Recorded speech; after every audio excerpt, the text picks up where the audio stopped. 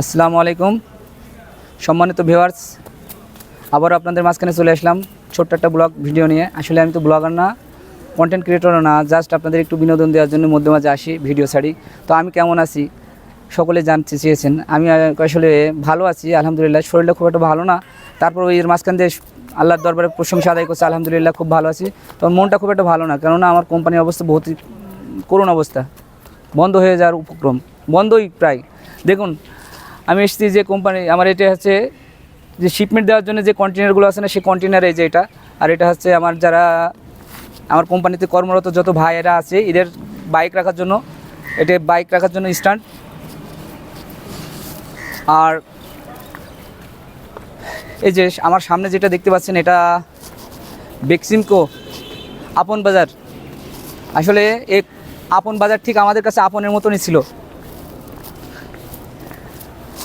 এই আপন বাজারটা ঠিক আমাদের কাছে আপনের মতনই ছিল। যাই হোক, এটা এখন ধ্বংস স্তূপের পরিণত হয়ে গেছে। 5 আগস্টে যে বৈষম্য বিরোধী ছাত্র আন্দোলন হয়েছিল, যাক স্বৈরাচারী সরকারের পতনের পরে, পতনের দিন আর কি বিকালের দিকে কিছু তৃতীয় পক্ষর কিছু সুযোগ সন্ধানী কিছু মানুষ থাকেই সমাজে। আমি সেই আন্দোলনকারীদের নাম খারাপ করব না, আমিও তাদেরকে সাপোর্ট করি, স্যালুট জানাই আপনাদের যে আপনারা এত সুন্দর একটা কাজ করেছেন। যাই হোক, তাদের মুখোশধারী কিছু তৃতীয় পক্ষের কিছু লোকজন এসে এতে আগুন দিয়ে দেয়, আগুন দিয়ে পুরোটাই জ্বালিয়ে দেয়। আসলে এটা সবটা এত সুন্দর সুসজ্জিত ছিল, সেটার বলার ভাষার অবকাশ রাখে না আর কি, এত সুন্দরটা ছিল। আসুন একটু দেখান, একটু উপর করে।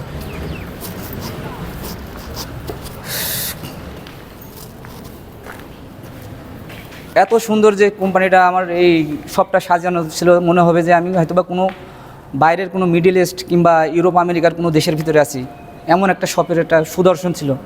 যাই হোক, সেটা সব কিছু ধূলিসাৎ করে দিয়েছে কুচক্রকারী, সুযোগ সন্ধানী লুটেরা, মুখোশধারী শয়তান যারা, তারা। আমি নিজে চক্ষে দেখেছি, আমি নিজে এসেছিলাম যেদিন আগুন দেয় কোম্পানিতে, সেদিন আমি নিজে উপস্থিত ছিলাম এখানে আগুন নেভানোর জন্য, কিন্তু শত চেষ্টা করেও আমি পারিনি, কেননা আমার চেষ্টাতে এই দিন আমি বিফলে গেছি।